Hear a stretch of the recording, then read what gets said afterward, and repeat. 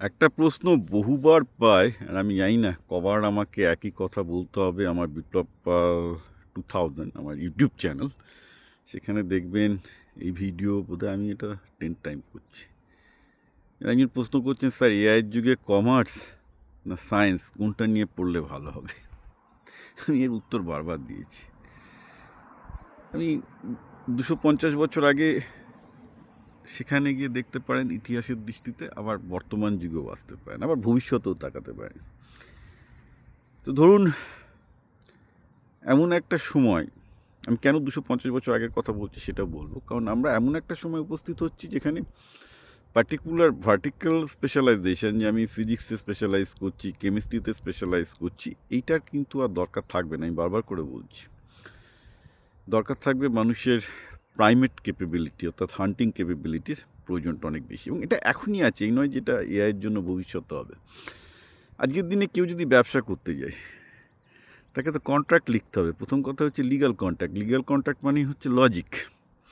Contract লেখা একটা art. আজকে চ্যাটজিপিটি বা জেমিনি আসার পরে খুব ভালো কন্ট্রাক্ট লেখে, কিন্তু কন্ট্রাক্টটা তো পুরো বুঝতে হবে যে চ্যাটজিপিটি ঠিক দিয়েছে কিনা। সুতরাং রিকোয়ারমেন্টটা একই, কন্ট্রাক্ট এবং লজিক বোঝা। এটা কিসের সাবজেক্ট? এটা একটা ফিলোসফির সাবজেক্ট, দর্শনের সাবজেক্ট, লজিকের সাবজেক্ট। লজিক একটা ফিলোসফির সাবজেক্ট, রাইট? এবং তার সাথে সাথে তাকে তার কমিউনিকেশন এবং ইংলিশও খুব ভালো হতে হবে। আবার আপনি যখন বিজনেস চালাবেন, আপনাকে তার বিজনেস ম্যাথামেটিক্স, কমার্সের আইন, কেনাবেচার আইন, অ্যাকাউন্টিং, এগুলোতেও ভালো হতে হবে। আবার আপনি বিজনেসটা করছেন কী নিয়ে, জানিয়ে করুন না কেন, তার তো একটা প্রোডাক্ট মানে তার পেছনে নতুন সায়েন্স অ্যান্ড টেকনোলজি আছে। নতুন সায়েন্স অ্যান্ড টেকনোলজি ক্রমশ সেই প্রোডাক্টটাকে এগিয়ে নিয়ে যাচ্ছে। নতুন সায়েন্স অ্যান্ড টেকনোলজি আপনার বিভিন্ন প্রোডাক্টে কাজেও লাগাতে হবে in order to improve your production and everything, right?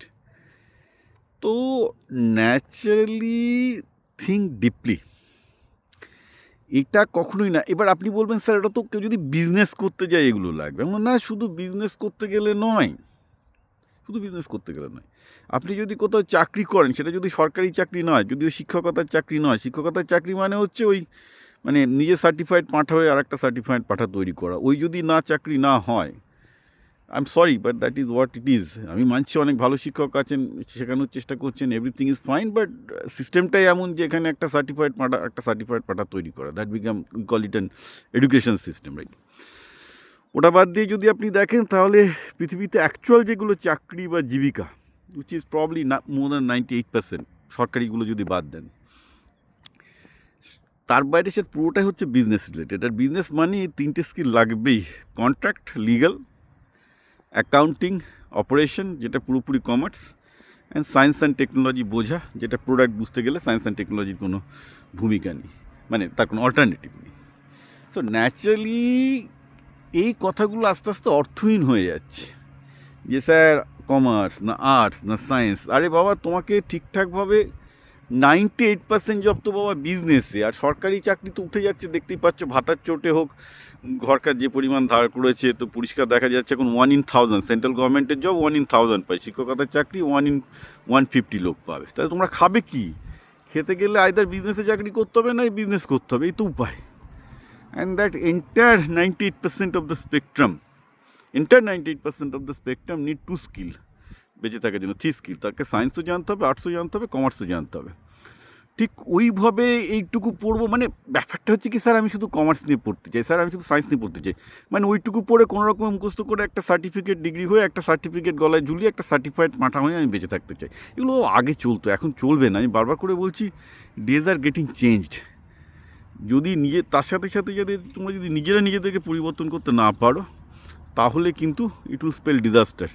হ্যাঁ, তোমরা ভাতা পাবে, কারণ যেহেতু এআই কারণে প্রোডাক্টিভিটি বাড়বে, সরকার ভালো ভাতা দিতে পারবে, ভাতা খেয়ে বেঁচে থাকতে পারবে। But as a human being, as a মানুষ হিসেবে যদি তুমি আরেকটু উন্নত হতে চাও, প্রচুর টাকা রোজগার করতে চাও, বড়লোক হতে চাও, নিজের ইচ্ছাগুলোকে পূরণ করতে চাও, সেগুলো করার জন্য যে অবস্থায় তুমি পৌঁছাতে চাও, দ্যাট শর্টকাট ইজ ওভার। আমি আবার বলছি, ছোটোবেলা থেকে তোমাকে ধুরন্ধর শিকারী হতে হবে, ধুরন্ধর লার্নার হতে হবে। এবং তার জন্য আমার ইউটিউব চ্যানেল বিপ্লব পাল 2000-এ প্রচুর ভিডিও আছে, প্র্যাকটিক্যালি ডিমনস্ট্রেশন আছে, যে কী করে তুমি ভালো লার্নার হবে, কী করে তুমি ভালো শিকারী হয়ে উঠবে, কী করে তুমি হান্ট করা শিখবে, অর্থাৎ কী করে অপরচুনিটিকে স্কাউট করা শিখবে, বিজনেসের ক্ষেত্রে হোক, প্র্যাকটিক্যাল ক্ষেত্রে হোক, কী করে ম্যাথামেটিক্সে ভালো হবে। এইগুলো আমি বারবার করে বলছি, আমার পুরনো ভিডিওগুলো দেখো, প্রচুর ভিডিও আছে, তোমাদের চোখ অনেকটাই খুলে যাবে। Because look, days are changing. আমার বড় মামার ওই সময়টা, বড় মামা বড় মাসি ওই সময় বাবাদের সময়, আজ থেকে 50 বছর আগে, যখন আমার বাবারা চাকরি করেছে 55 বছর আগে, তখন একটা ছেলে মোটামুটি একটা ব্যাচেলার ডিগ্রি থাকলেই, একটু হলেই, একটু মাথায় বুদ্ধি থাকলেই চাকরি পেয়ে যেত। 1 in 10 তাদের সময় চাকরি পাওয়ার প্রবাবিলিটি ছিল 1 in maybe 5। আর শিক্ষকতার চাকরি হচ্ছে 1 in 2, মোটামুটি 50% পেয়ে যেত। আজকে শিক্ষকতার চাকরি হচ্ছে 1 in 100, 1% পায়। আর সেন্ট্রাল গভর্নমেন্টের চাকরি পায় 1 in 1500, 1 in 2000 প্রবাবলি, 1 in 2000। ওকে, তার মানে 0.05%। আগে ছিল কি, সেটা হচ্ছে বোধহয় 20-30%-এর ওপরে। So it is huge difference. সেই 50 বছর আগের যুগ আর নেই, যুগ আলাদা হয়ে গেছে। এখন আর সেই যুগ নেই, ও যুগ ফিরেও আসবে না, ভেবেও লাভ নেই। এখন তোমাদের অধিকাংশ করে খেতে গেলে বিজনেসেই করে খেতে হবে, সুতরাং বিজনেস রিলেটেড স্কিলগুলো বাড়াতেই হবে। There is no other alternative. আমি বারবার করে বলছি, so do not think in terms of science, arts and commerce. Thinks যে তোমাদের তিনটেই ভালো জানতে হবে, অ্যান্ড অনেকটা জানতে হবে। তার জন্য তোমাদের সুপার লার্নার হতে হবে, যাতে তোমরা অনেকটা জানতে পারো। কারণ হাফ জানলে কিন্তু ওই মাম বাঙালির মতো অবস্থা হবে। আমি খুব ওপেনলি বলি, মানে হাফ গাধা হয়ে থাকবে, হাফ গাধা হাফ ঘোড়া, হাইব্রিড, খচ্চর টাইপের হয়ে যাবে, আর কিচ্ছু হবে না। সো লাভ নেই। Really you have to be very very superb in understanding of all the subject, যাতে তোমরা এই যুগে নেভিগেট করতে পারো প্রপারলি।